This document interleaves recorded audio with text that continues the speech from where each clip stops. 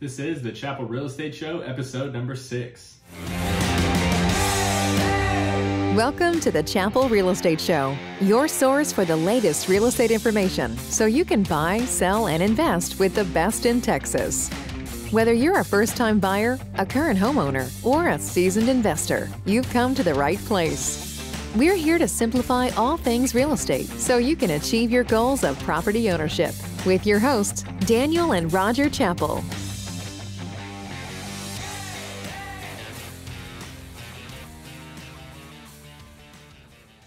What's up, everybody, and welcome to the Chappell Real Estate Show, your source for the latest real estate information so that you can buy, sell, and invest with the best.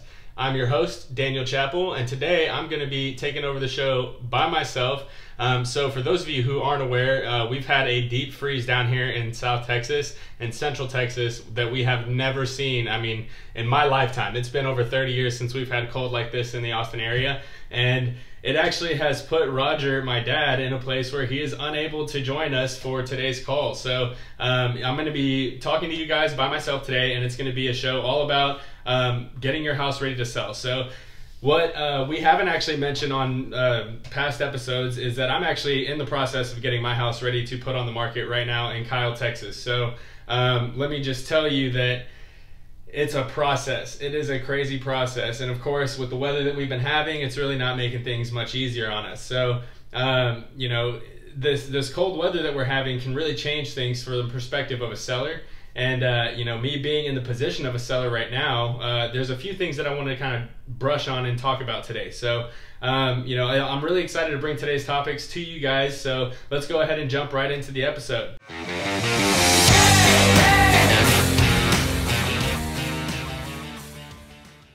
Really, the main topic for today is going to be preparing your house for sale. So something that I actually have not mentioned in past episodes is that I'm actually in the process of getting my house ready to sell right now. So back in January, my fiance and I had made the decision that we were going to go ahead and put the house on the market and start looking more towards the future. We wanted to go and find a house for ourselves together in an area closer to my parents, closer to the business that we're working in the Georgetown area, closer to better school districts and more conveniences and all that good stuff. So a lot of the same reasons most people would consider selling their homes are why we're actually entering the market ourselves. So basically what we're going to be talking about today is what my experience has been going through the process of getting our house ready to market, and hopefully those experiences will help you, our listeners, to be more equipped for when it comes time for you to sell your house. So before we get into today's episode, we want to share with you our traditional Chappell Chunk.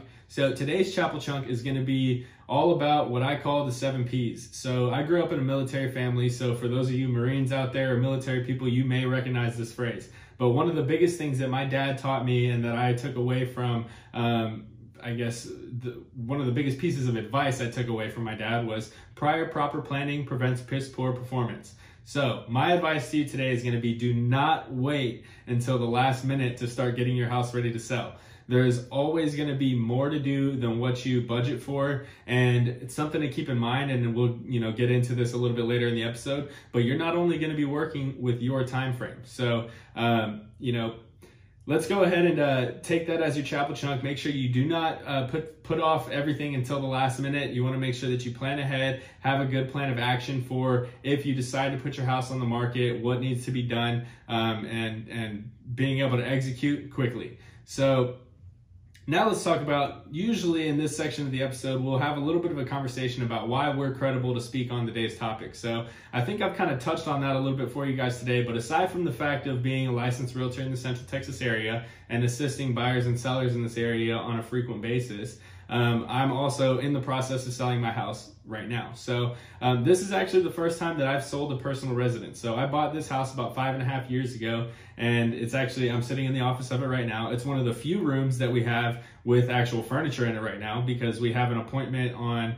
tomorrow actually to get our carpets installed, and hopefully, weather permitting, they'll be able to make it out here and keep us on schedule. And if all goes well, that's one of the last things that we need to get done before we'll be ready to make the listing go live at the end of the month. So we're really excited. We expect it to go very quickly, and it's not by chance. We're very strategic about how we get our houses ready to sell. So the advice that we're going to be talking about today is not only advice that I would give to my clients, but advice that I'm following myself right now.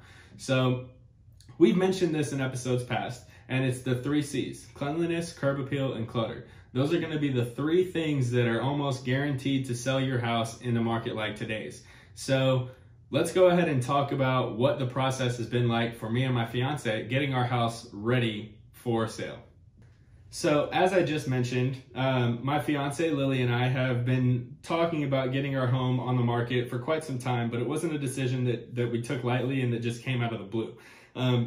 You know, as I mentioned, there's several reasons why we've considered the possibility of moving, and a lot of the reasons are similar to why most people would consider moving themselves. So, you know, we kind of want to jump into what it's like making that decision to sell, because that's the first step, right? You don't just, you're not just willy-nilly going to go and make the decision to put your house on the market. There's going to be some information and some decisions that are going to need to be looked into, and they're going to play a serious role in whether or not you actually sell the house. So some of the factors that we looked at when we were talking about, was this the right time to sell our house, is, well, how long have we been in the house? How much equity do we have in the home? You know, is it the right time for us to sell? How does the market look? Are we in a higher equity position than when we purchased the house in the first place? What have we experienced in our life recently that would make us want to move? Well, for us, it was an engagement. We got engaged back in December, and now we're looking more towards the future and, you know, having a family and things like that. So our priorities are starting to change a little bit. Our business is doing really well, and it's, you know, I've been working an hour south of my dad and doing most of my work remote. Well, at this point in time, with the growth we're experiencing, it makes more sense for me to be boots on the ground and be there with him. So, you know, all of these things were things that we had to consider. Not only that, but, you know, one of the things that is, you know, probably standing in the way, not standing in the way, but could be a factor of hesitation for a lot of people, is that, you know, the buyer's market is so competitive right now. If I sell my house today, where am I going to go? What's my next step going to be? Am I going to buy a new house? Do I have somewhere to stay in the meantime? Am I going to buy resale, or am I going to build something new? You know, a lot of decisions had to be made. For us, we're going to be going and staying with my parents for a few months while we get a new house built. So, you know, for us, we're fortunate enough to have that opportunity to be able to stay with my parents, but not everybody's situation is going to look the same as mine. So that's, you know, those are conversations that you're going to need to have with your spouse or partner or other decision maker when you're looking at the possibility of selling your home. And then, you know, it came time to, all right, we've made the decision. I think we're ready. I think we've decided we want to put it on the market for sale. So now we need to talk about what are the first steps. You know, and for me, it might be a little bit different, but believe it or not, it's not that much different. I am a licensed realtor, so I have access to the MLS. I, you know, sell to buyers and sell, or rather I work with buyers and sellers in my local area quite often. So I'm familiar with what homes are selling for in my neighborhood and things of that nature. So I already had a pretty good idea of what I wanted to put my house on the market for, but I still hired a realtor. So that's when I actually looked to my dad and said, hey, you know, even a realtor, a licensed realtor, can't look at their own home without bias. I still feel like I have the best looking house on the corner, but at the end of the day, it's up to the market to decide how much my house is actually worth. So I can think that my house is better than the neighbor's house that sold for, you know, X amount, but the market may say differently. So I guess we'll let the market dictate that here soon enough, right? You know, so my first step in the process was to talk to my dad. Hey, I need you to do a CMA for me and give me your unbiased opinion on what you think my house is actually worth in today's market. And then we're actually going to do that again next week or the week after, once we actually decide to go live with the listing, because things can change. Houses are still going up for sale and still closing in my neighborhood and the surrounding areas. So, you know, we're going to look at the most up-to-date market information before we put the house on the market for sale. And then once we got through those first few steps, it became a matter of, all right, now we got to put a plan of action together. So this is when my fiance Liliana and I started actually going through and making a list of all of the things that we've done since we moved into the house. We've done quite a few upgrades. We've had some repairs, and things come up with our AC and regular routine maintenance things and stuff like that. So we started making a list of, all right, what are the things that we have done? What are the things that we know potentially could come up? Of course, my experience as a realtor, I know big ticket items are going to be big concerns. We want to make sure that the roof is taken care of, that the foundation is in good order, that the AC unit and the water heater and all those big appliances are functioning properly. So for us, we got a new water heater last year. We've had our AC maintained every year, and we have records to show that it's still in good working order and it's still functioning the way that it should be. We've actually done upgrades to our AC system. We just got a new roof put on a couple of weeks ago. So, these are all things that we started thinking about as we started moving into preparing the house to actually sell. So, I always say we always say the 3 C's come to mind: cleanliness, clutter, and curb appeal. But that's not actually where we got started. For us, we started looking at, all right, we need to have the foundation inspected, not because we see issues going on with the foundation, but because the foundation inspection is free in most cases. So why would we not want to have that knowledge already handy? And if there is a foundation issue that we hadn't realized was existent, then we can get it repaired before it goes onto the market. And then we have the documentation to prove, hey, look, we did realize this was an issue. We got it addressed, so that you, as the buyer moving in, have peace of mind. You have this repair completed, a warranty that's transferable to you, and this, that, or the other. So some of the other things that we started looking at were, okay, we have this green carpet running throughout the house that I've mentioned in past episodes that used to be on the first floor. And a couple of years back, we got our floors redone on the entire first floor, and then the wet areas of the second story. But then the green carpet, believe it or not, still had a lot of life left in it. So we figured, hey, why tear it all out and replace it if it's still in good working order? So we put that off, and I don't expect a buyer to come in here like I did 6 years ago and look past the green carpet. I want somebody to be able to walk in and be able to see themselves living there in a comfortable living situation, not living with somebody's old green carpet. So that's one of the things that we decided we were going to go ahead and spend the money on. We went through and started testing the sprinkler system zone by zone to make sure that all the sprinklers and all that were working properly. And if they weren't, make a list. So we started making a running list of all the possible things we would need to purchase. Paint brushes, we needed to paint some baseboards. We were going to need the paint that we actually needed to do touch-ups.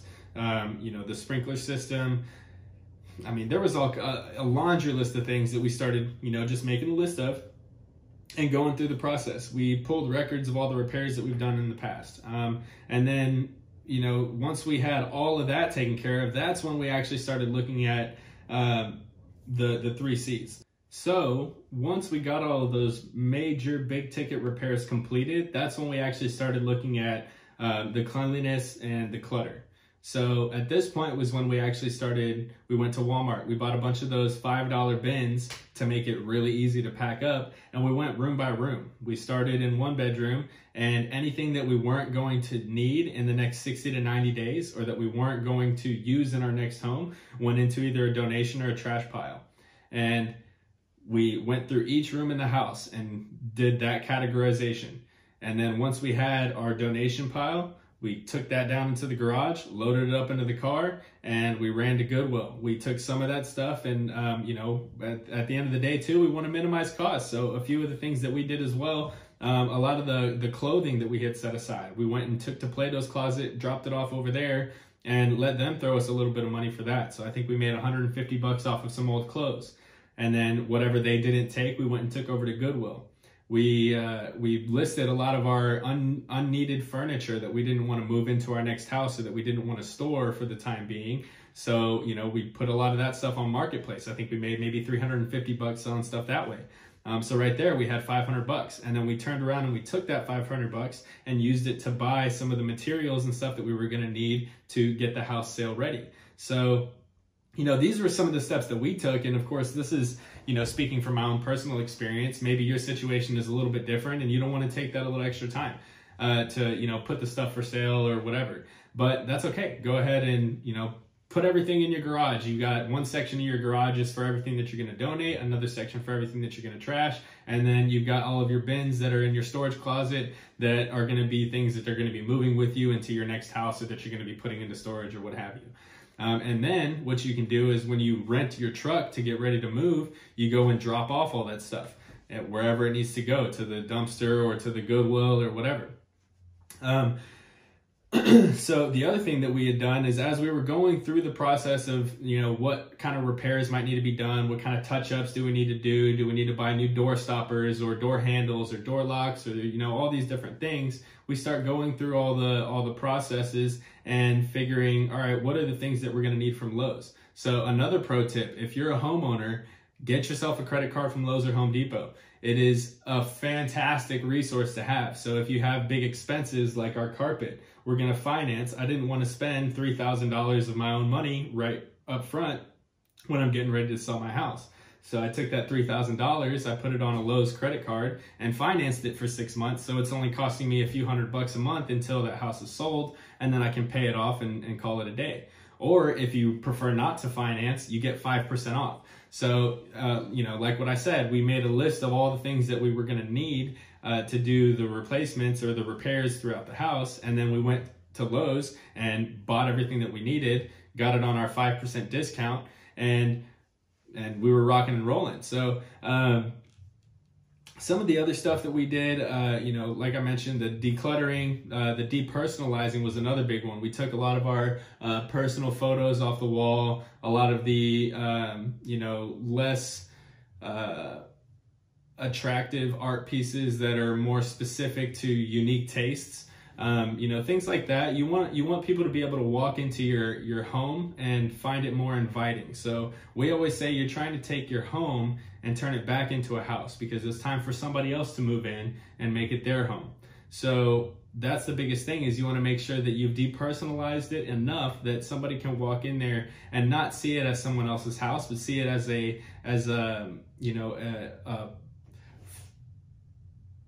format, so that they can see it as a template for where they're going to live and move into. Then, the other thing to consider is the curb appeal. So that's actually something that we've been putting off at this point because the weather has not been working with us, and I can't even see my landscaping right now because it's buried in a foot of snow that I've never seen in this area of Texas in my life. So that'll be on the project for next week. But there's a lot of things that we've had to do throughout this process that we really didn't even consider. I mean, scrubbing the baseboards to make sure that things look tip top. I promise you, there's more dings and scratches and fading on your wall paint than you have chosen to realize. As you start taking some of these things down, you're going to notice a scuff or two that you didn't patch up whenever you hung up that painting, or some of the holes in the wall from the shelves that you've hung up and things like that. So all that stuff is going to have to be repaired. Not necessarily have to, but we like to call those the honeydews. So once we've taken care of the big ticket items, we've decluttered and depersonalized the house, then it's time to go and do what we call the honeydews. So the honeydew list. The honeydew list consisted of all the little things. So that was cleaning the baseboards, cleaning and scrubbing the doors. We cleaned the light switches, high traffic areas where your hands are running up and down the stairs, because you tend to put your hand on the wall, or when furniture's moving up and down the stairs, little gashes and scratches on the wall and things of that nature. Man, what were some of the other things? I mean, there was a lot of stuff that we hadn't really factored in that had to be done. And then once we got through, all of those things, we pretty much were ready to go. At that point, the only things that were left were the things that we wanted to use to stage the house. Some of the staging tips that we would give people would be to make sure that every space is used functionally, that people can see how a space is intended to be used. For me, this is my office workspace. This is technically a bedroom, but a lot of people need the work from home space. We have a game room area, and a lot of kids are doing school from home. So we don't have a family in this house. So we have a guest room, a master bedroom, an office, and a game room, which we kind of repurpose. So now we have the master bedroom, the guest room, the office, and then the kids' classroom.